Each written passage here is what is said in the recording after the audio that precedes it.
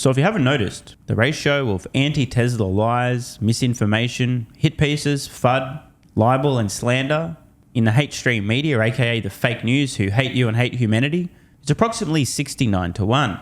So I saw an article today, someone in the mainstream media who spent a month with Tesla's FSD, and shockingly, this is an incredibly reasonable, balanced and unbiased article.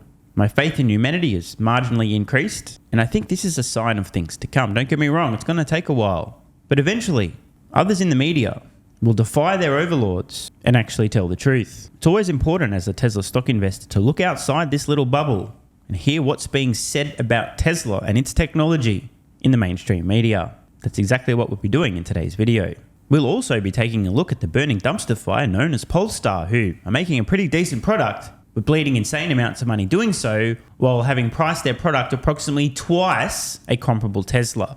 In what will be episode number 420,000 of The Competition is Coming, all over itself, not for Tesla. By the way, if you guys aren't subscribed over on X, you're missing out on a load of exclusive content, approaching 50 exclusive videos and counting fast. Plus, if you don't already know, you can watch my daily YouTube videos first over on X, where I post early access to my daily YouTube uploads to my X subscribers. And if you still want more content, head over to Patreon, close to 350 exclusive videos, plus everyone can access my full health protocol, sleep, supplements, diet, exercise, you name it. You may have noticed I'm an incredibly productive motherfucker. It's not an accident. You want to know how I feel and perform my best? Access to my full health protocol is one of the many perks available on Patreon.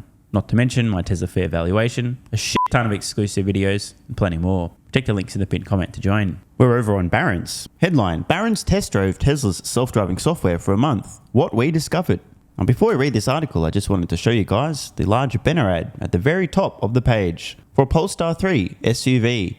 And if we continue to scroll through, we'll see second ads as well. So they've paid for a full splash all over this page. Buy your Polestar 3 now. And hey, that's one way to sell your vehicles. Just want to add a little bit of important context though. Polestar second quarter loss widens as it ramps up EV deliveries. Polestar lost $304 million in the second quarter on revenue of $685 million. I wonder where that money's going.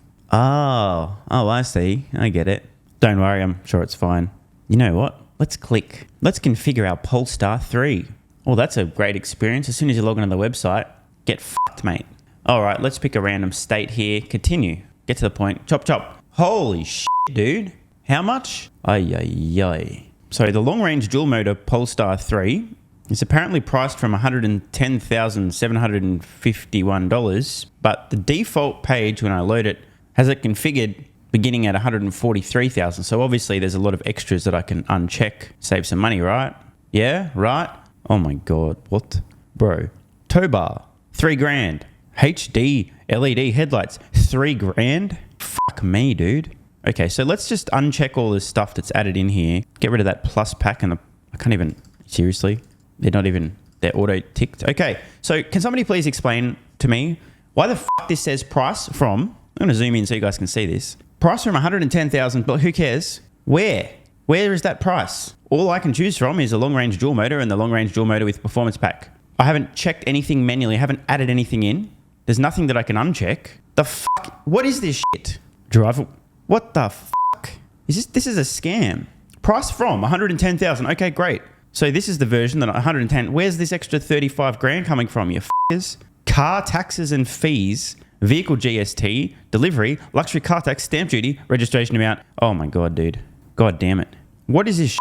What an absolute joke. Price from, double asterisks, never a good sign. So the specs, 610 kilometers of range. Isn't that great? And 5 seconds 0 to 60 / 0 to 100 kilometer per hour time for $143,314.20. Bargain. Versus, let's see if we can find something else with close to 600 kilometer range and roughly a 5 seconds 0 to 100 kilometer time. On the Tesla website, Model 3, entry level, just over 500 kilometers, not quite there. 0 to 60 time, 6 seconds, not quite comparable. How about the long range? There we go. We're now in the same ballpark. 629 kilometers range versus Polestar 610. A 4.4 second 0 to 60 time versus the Polestar at 5. for $71,900. And if you want to be pedantic, the drive-away price, if we're doing apples to apples, $74,814. So, is anyone good at math? If we double the drive-away price for the Model 3, it's $149,628. Essentially the same as the Polestar 3. So, the Model 3 right now in Australia, the new one, the refreshed one, you know, with the screen in the back and the front. Yeah? That? Remember that? Yeah? You do? Fantastic. Half the fucking price for more range and a faster 0 to 60 time. The Polestar 3 is literally twice the fucking price. But Stephen, that's not fair. This is an SUV. Why don't you compare that to the Model Y? That's more fair. Okay, let's do it. Just because you asked nicely, we'll do it. Model Y, long range, not quite 600 kilometers. Same 0 to 60 time, $78,400. Drive-away price, under 85 grand. Not that far off half the fucking price. The Polestar 3 versus the Model Y long range has about 14% more range, same 0 to 60 time. And what do you know? It's 69.75% more expensive for essentially the exact same specs. Slightly more range for nearly 70% more. How about the performance pack? Well, now we're down to 560 kilometer range, 4.7 second 0 to 60 time, and 155,599 drive away versus the Model Y performance drive-away price under 100 grand. Model Y, 1 second faster 0 to 60, a little bit less range. And again, for significantly less money. I do just want to come back to this Polestar losing $304 million in the second quarter on revenue of $685 million. That's with prices 50, 60, 70% higher than Tesla, who are making, give or take, about 20% profit per vehicle sold. And Polestar's losing roughly 50% per vehicle sold, while charging significantly more. Anyway, that was quite an aside, but important bit of context. While Polestar's spending money advertising, Tesla's not spending that money and passing those cost savings on to consumers. Every time, by the way, I read the name Polestar, I just have flashbacks to some of the questionable women I dated in my 20s. So, back to Barron's test driving Tesla FSD for a month. Tesla's highest level autonomous driving software, called Full Self-Driving or FSD, generates strong opinions. Elon Musk believes it is the key to trillions in value creation. Detractors call it vaporware and dangerous. Barron's had to see for ourselves. So this reporter has been driving a 2023 Tesla Model 3 equipped with version 11.3.6 of Tesla's FSD software for more than a month, traveling more than 1,000 miles with the system engaged. Bottom line, it's impressive, but the car has a personality. It drives like a mash of a teenager with a learner's permit and an octogenarian, like the reporter's father, who doesn't mind caution no matter how everyone else is driving around him. I think this is probably a fair description so far. The basics. Tesla's Autopilot driver assistance software comes as standard on Tesla vehicles. Enhanced Autopilot can be had for $6,000. FSD can be purchased for $12,000 or for $199 a month. I've got to say, in the future, I think the vast majority of people using FSD will be subscribed monthly. Let me know if anyone watching is currently subscribed to any software at all where they pay monthly. Barron's opted for the $199 plan. Expensive $12,000 wouldn't go over well. FSD takes a little getting used to. The system is activated with a couple of clicks of the wheel-mounted shifter. Then comes an Intel-like ding and blue line on the center display screen indicating FSD is active. Hands are required to stay on the wheel. Oh, look at that. Shout out to Al Root here from Barron's for A, having a brain, B, using it, and C, making this very clear and apparent. It's almost as if Al is trying to be fair and reasonable in this article, as opposed to lie, mislead, deceive, and just outright slander. Shout out to Conjob Distorts, Dan O'Dud, and a few others. Yes, we took our hands off, and the system said, "Hey, motherfucker, hands back on the wheel, bitch." And the system had a reminder every minute or so telling us to touch the wheel. Failing to do so shuts the system off. Again, I've got to give some credit here to Al Root. This is accurate, and this is how things work. And this is not the narrative you hear from many people who, if I didn't know any better, I would almost think were trying to lie to you or deceive you for one reason or another. Tesla also has a cabin camera. Yeah, so I guess this brings an end to Roadhead, unless you're not shy. Wait, what? Anyway, if a driver is on their phone, there is a separate warning to pay attention. We ignored all warnings on one trip intentionally, and the car pulled over and scolded us. A few more times like that, and no more FSD. So again, I know I'm repetitive, but bro, he's telling the truth. I shouldn't be so pleased by this, but the amount of misinformation out here, that seems fair and shows some of the perils of advanced driver systems. Drivers can act irresponsibly, even if they are told repeatedly not to. Before we get any further, I just want to ask a question. And yes, I do want you guys to answer it, please, in the comments. Have you ever done anything irresponsible in a car while you were the driver? No, neither have I. Definitely not. It's a reason why evaluating FSD software and the entire experience requires some nuance. Many things can be true at once, such as the product is wildly impressive and not ready for prime time. The best part about FSD is that it works most of the time in most situations. It makes life easier and driving safer as long as a human driver is ready to take over. Tracking FSD is its own interesting exercise. We found most drives are only a couple of miles, running errands or running kids around. Thankfully not running kids over. Then there are longer trips to either grandma's or an event. That's probably the pattern for most people. Model 3 completed most drives with 1 or 2 interventions at most. An early commute to the train, never touched the wheel until hitting the parking lot. So let's take a moment here. There was a time when this software required constant intervention. Early days, it was a white knuckle experience. We're now at a point where on most trips, per our own words here in this article, maybe 1 or 2 interventions at most. And some 0 interventions until, of course, getting to a parking lot. And that eventually will be solved too. So let me ask a question. It's a very complicated one, so I'll totally understand if you don't know how to answer this. But let's just say, on average, there's 1.5 interventions per average drive. Roughly, right? You're saying 1 or 2 at most. How many less interventions per average drive are required until there are 0 interventions per average drive? Okay, I'll give you a moment. Ready? Anyone? Have you figured it out? Spoiler alert! 1.5 less interventions per average drive until there are 0 interventions. At some point after that, you may have 1 intervention every 5 drives, then every 10, then every 50, then every 100. And at some point between now and then, Tesla gets approval for humans to no longer need to be constantly supervising. Tesla is closer than people realize. Interventions refer to the human taking over to avoid an issue or give the car a nudge when it is unsure how to proceed. Highway driving was lovely. Going from exit to exit on an interstate was much less stressful, and the car often reacted faster than a human driver to slowing traffic or speed limit changes. The bad. There are still plenty of things the car doesn't do perfectly. Hence, by the way, jumping in here, why you need to continually supervise and be ready to intervene. And why, if you don't, the car will pull over and scold you and then ban you from using FSD. That's the teenage driver part of the system. Wide intersections, offset stop signs, blind corners, potholes. Basically, he's describing edge cases here. Unpainted speed bumps, road construction, double parked utility trucks, flashing yellow lights, advanced green lights or left turns, heavy fog, getting cut off by another driver. And other situations give the system trouble. Nothing disastrous happened, but like a new teenage driver, a licensed adult needs to be there to manage all the little things that can come up on the course of drives people make every day over and over again. Exactly. I mean, I've previously described this. FSD initially is like a drunk toddler on drugs and will eventually progress to the capabilities of a learner driver, a teenage driver, getting close to that now. Then will eventually match the average human, then the best humans, then be significantly better than the best humans, then become absolutely superhuman, then almost, dare I say it, godlike. Our Model 3, for instance, hates one offset 4-way stop shaped, ironically, a little like the X logo on what was formerly Twitter. If the car could talk, it might have said, "What do I do here?" In a way, it did, and we answered. Tesla calls the FSD software a beta version. That's right. There's a reason too.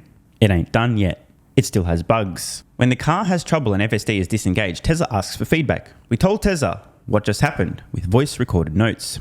The ugly.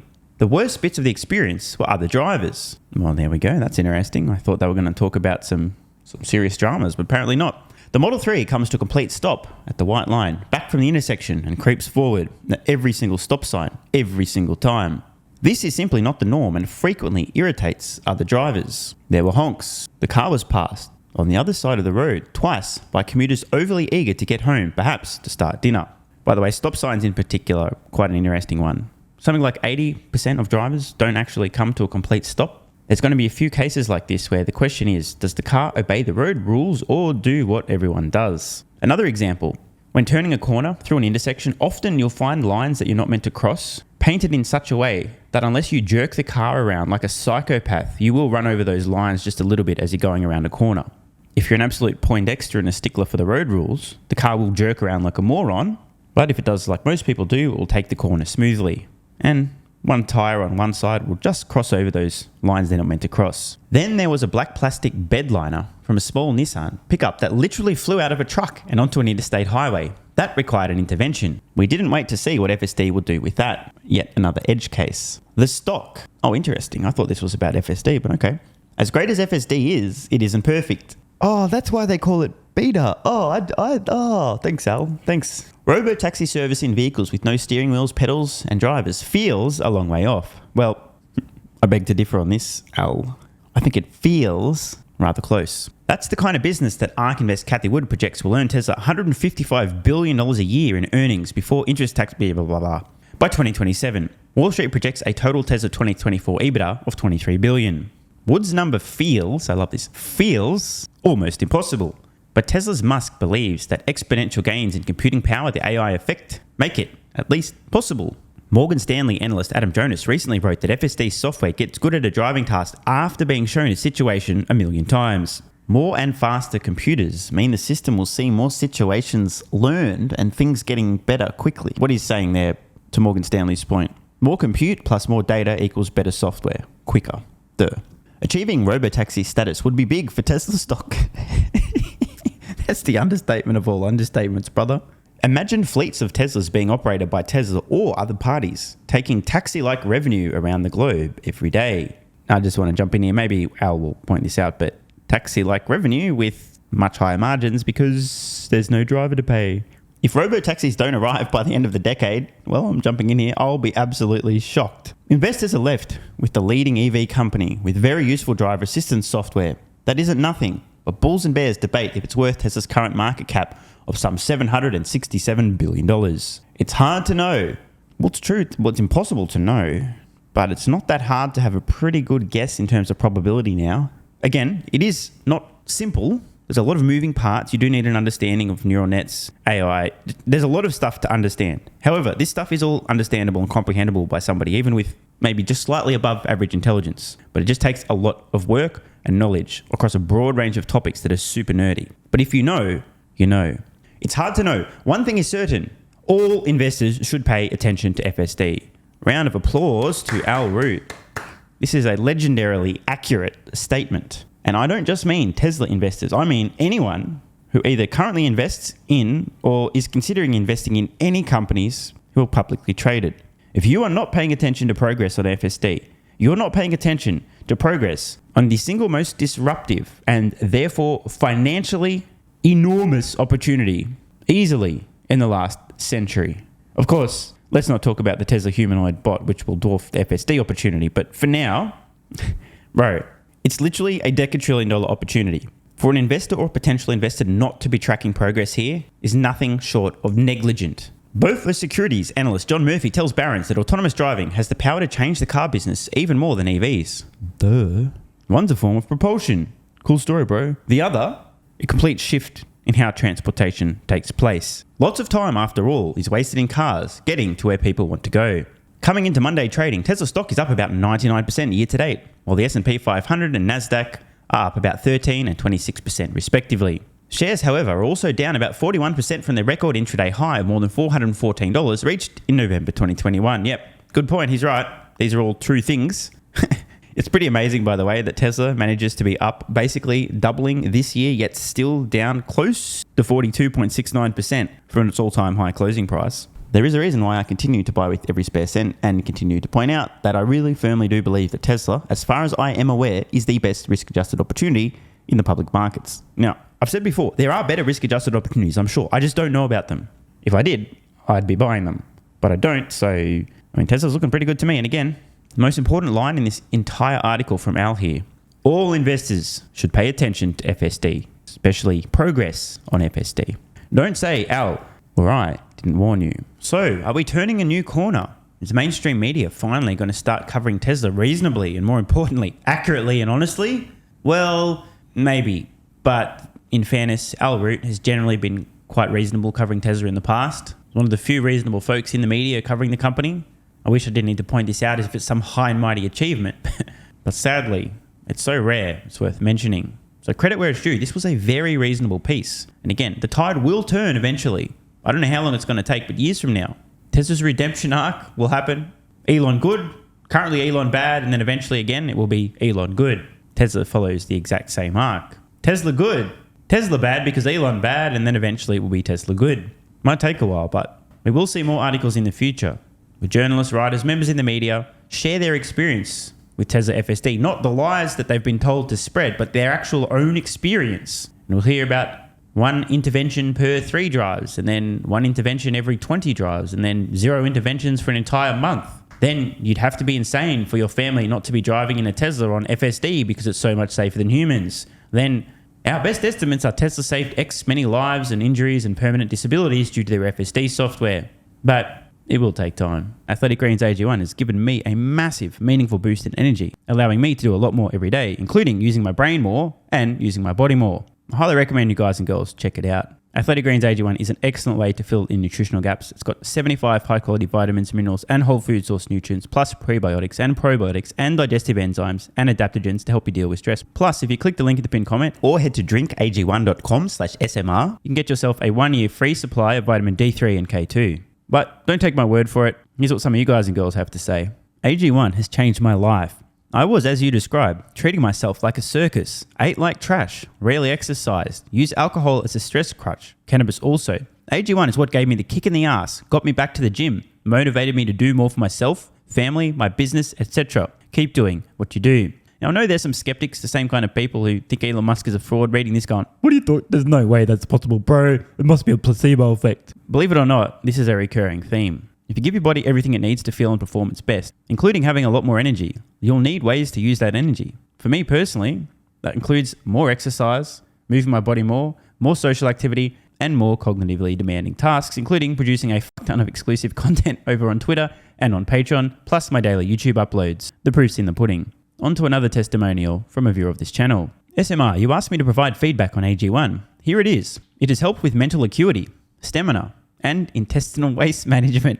Can't read between the lines. Certainly helps with regularity and digestion. That's what the digestive enzymes are for. It has also dramatically reduced my cravings for sugar. You guys need to stop eating sugar. It's fucking poison. I'm 50, 5'9", and overweight, aka a fat motherfucker. I think that's a technical term for overweight, isn't it? Is it fat motherfucker or obese? I can't remember. I average 100 hours a week in the West Texas oil fields as a safety supervisor. Jesus Christ, dude. No wonder you're struggling to keep your weight under control. 100 hours a week.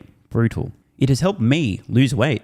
It is not an appetite suppressant. It can help fat people suppress cravings, and motivation to be healthier is critical for changing your diet. Love you, brother. Again, this is a great point and something people really don't seem to grasp. If you have more energy, everything becomes easier. It's like turning on easy mode for life. A few years ago, before I was taking AG1, my health was trash. I was struggling to get through the day, had afternoon fatigue. The last thing I wanted to do was either use my brain or move my body. Didn't have the energy. Now, my biggest struggle every day is figuring out ways to use that energy. I'm exercising way more, doing a lot more with my friends and family, and of course, my work output has increased substantially. And you can fact check me. Check out the average length of my videos I was posting to YouTube 3 years ago. Need I say more? And one final testimonial. Love this one. Okay, here's the deal for me with this AG1 shit. I'm 41 years old and not the type to eat, drink, smoke, or sleep healthy, so I was skeptical. That being said, here's what I experienced. Day 1, meh. Day 2, afternoon fatigue was about 45 minutes late. Day 3, 0 afternoon fatigue. Day 4,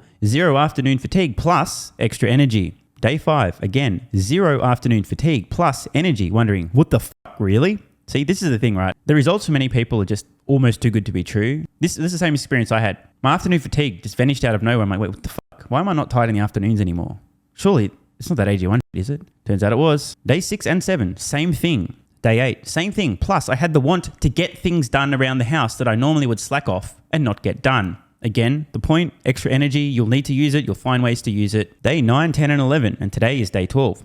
I fucking love it. So however you managed to get me to buy it, I'm so glad you did. Thank you so much, SMR. It really changed me so far. Guys, this shit really works. Just try it. By the way, this is the reason I continue to relentlessly promote AG1. A lot of people get real fucking mad in the comments. Oh my God, Snake Oil Salmon's sold out. Oh my God, he's a scammer. This is fraud. But constantly, I'm pretty sure everyone making these comments is also currently short Tesla stock. I'm not particularly concerned about people having a negative perception, those folks suffering from small brain syndrome, still living in my bum's basement syndrome, etc., writing mean comments, claiming AG1's a scam or it doesn't work. I mean, bro, when I get feedback like this is what keeps me going. And remember, there is a 90-day money-back guarantee. There's nothing to lose here. Just try this stuff for a month, and if you don't get these results, get your money back. See, it's a literal no-brainer. It's an IQ test at this point in time. Testimonial after testimonial after testimonial like this. Get your money back if it doesn't work. Just try it for a month, and if it doesn't work, get your money back. Today's the day. It's finally time. Be like this guy who was a massive skeptic, but finally, after 1,000 promotions in a row, caved in, tried AG1, and has results like this. Head to drinkag1.com/SMR or click the link in the pinned comment and please let me know how you're feeling in a few weeks' time.